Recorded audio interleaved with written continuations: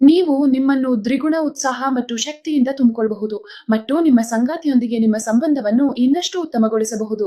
ಸ್ನೇಹಿತರೆ, ನೀವು ಕೂಡ ನಿಮ್ಮ ಅರ್ಧಾಂಗಿನಿಯನ್ನು ಅಂದರೆ ನಿಮ್ಮ ರಾಣಿಯನ್ನು ಸಂತೋಷಪಡಿಸಲು ಸಾಧ್ಯವಾಗುತ್ತಿಲ್ಲ, ಚೆನ್ನಾಗಿ ಮಾಡಲಾಗುತ್ತಿಲ್ಲ, ಅಥವಾ ನಿಮಗೆ ಕೂಡ ಉತ್ಸಾಹ ಮತ್ತು ಶಕ್ತಿಯ ಕೊರತೆ ಇದೆ ಎಂದು ಅನಿಸುತ್ತಿದೆಯಾದರೆ ಮತ್ತು ಬೇಗನೆ ದಣಿದು ಹೋಗುತ್ತೀರಿ.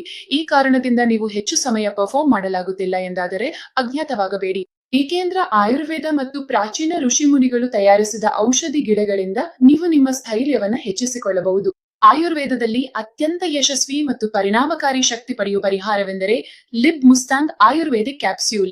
ಯಾರೇನೋ ಈ ಆಯುರ್ವೇದಿಕ್ ಔಷಧಿ ಲಿಬ್ ಮುಸ್ತಾಂಗ್ ಅನ್ನು ಸೇವಿಸಿದ್ರೂ ಅವರ ಉತ್ಸಾಹ, ಶಕ್ತಿ ಮತ್ತು ಎನರ್ಜಿ 2 ಪಟ್ಟು ಹೆಚ್ಚಾಗ್ತದೆ ಮತ್ತು ಇದರಿಂದ ಪತಿ ಪತ್ನಿಯರ ನಡುವೆ ಪ್ರೀತಿ ಸದಾ ಉಳಿಯುತ್ತದೆ. ನಿಮ್ ಸಂಗಾತಿ ನಿಮ್ಮನ್ ಬಿಟ್ಟು ಹೋಗುವುದೇ ಇಲ್ಲ. ಇದ್ರಲ್ಲಿ ಆಫ್ರಿಕಾದಿಂದ ಬಂದಿರೋ ಒಂದು ಅದ್ಭುತ ಹರ್ಬ್ ಮುಲಾಂಡೋ ಕೂಡ ಸೇರಿಸಲಾಗಿದೆ. ಇದರಿಂದ ನಿಮ್ಮ ವಯಸ್ಸು ಎಷ್ಟಿದ್ರು 25 ಅಥವಾ 70 ಇದೇ ರೀತಿಯ ಪರಿಣಾಮವನ್ನ ನೀಡುತ್ತದೆ.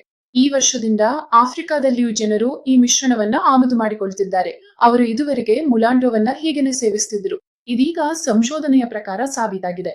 ಲಿಬ್ ನಲ್ಲಿರುವ ವಾಜೀಕರಣ ರಾಸಾಯನಿಕಗಳ ಪರಿಣಾಮದಿಂದ ಇಚ್ಛಾಶಕ್ತಿಯಲ್ಲಿ ಕಡಿಮೆಯಾಗುವುದು ಮತ್ತು ಈಸಿಯ ಸಮಸ್ಯೆ 80% ಜನರಲ್ಲಿ ಬಹಳ ಕಡಿಮೆ ಆಗ್ತದೆ.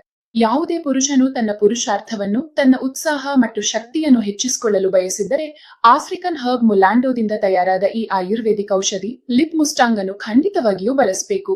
ಈ ಔಷಧಿಯನ್ನು ಬಳಸುವುದರಿಂದ ನೀವು ನಿಮ್ಮ ನಿಧಾನವಾದ ಇಂಟಿಮೇಟ್ ಜೀವನಕ್ಕೆ ಸ್ಪೈಸ್ ಸೇರಿಸಬಹುದು ಮತ್ತು ವಯಸ್ಸು ಹೆಚ್ಚಾದರೂ ಕೂಡ ಯಾವಾಗಲೂ ಯುವಕನಂತೆ ಉತ್ತಮ ಪ್ರದರ್ಶನ ನೀಡಬಹುದು. ನೀವು ಬೇಗನೆ ದಣಿವನ್ನು ಅನುಭವಿಸುವುದಿಲ್ಲ. ಇದರಿಗಾಗಿ ನೀವು ಕೇವಲ ಲಿಬ್ ಮುಸ್ಟಾಂಗ್ ಎಂಬ ಒಂದು ಕ್ಯಾಪ್ಸ್ಯೂಲ್ ತೆಗೆದುಕೊಳ್ಬೇಕು. ಇದನ್ನ ತೆಗೆದುಕೊಂಡ ನಂತರ ವಯಸ್ಸು ಹೆಚ್ಚಾದ್ರೂ ಕೂಡ ಯುವತನ ಮತ್ತೆ ಬರುತ್ತೆ ಮತ್ತು ನೀವು ಇನ್ನಷ್ಟು ಶಕ್ತಿ ಹಾಗೂ ಉತ್ಸಾಹದಿಂದ ತುಂಬಿರ್ತೀರಿ. ನನ್ನ ಅತ್ತೆ ನನಗೆ ಬಹಳ ಸತಾಯಿಸ್ತಿದ್ರು. ಆದ್ರೆ ಈಗ ಅಕ್ಕಪಕ್ಕದವರು ಕೂಡ, ಸಂಬಂಧಿಕರು ಕೂಡ ನನ್ನನ್ನ ಬಂಜೆ ಅಂತಿದ್ದಾರೆ. ಸುನಿಲ್ಗೆ ಈ ವಿಷಯ ನಾನು ಹೇಗೆ ಹೇಳಲಿ? ಅವರು ಅವರ ಈ ವೀಕ್ನೆಸ್ ಇಂದಾಗಿ ಬಹಳ ಚಿಂತೆಯಲ್ಲಿದ್ದಾರೆ. ಗೊತ್ತಿಲ್ಲ ಏನ್ ಮಾಡೋದು ಅಂತ. ಮನೆ ಬಂದ ಕೂಡ್ಲೇ ಅವರು ನಿದ್ದೆ ಮಾಡಿಬಿಡ್ತಾರೆ. ಶರೀರದಲ್ಲಿ ಸ್ವಲ್ಪವೂ ಶಕ್ತಿ ಇಲ್ಲದ ಹಾಗೆ.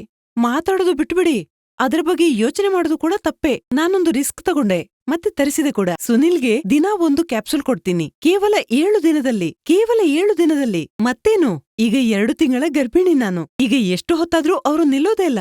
ಏನಾಯ್ತು, ಎಷ್ಟು ಪವರ್ ಬಂತೋ ಏನೋ. ಇವರೀಗ ಮೊದ್ಲಿನ ಸುನಿಲ್ನ ಹಾಗೆ ಕಾಣಿಸ್ತಿಲ್ಲ. Thanks to live ಮುಸ್ಟ್ಯಾಂಗ್.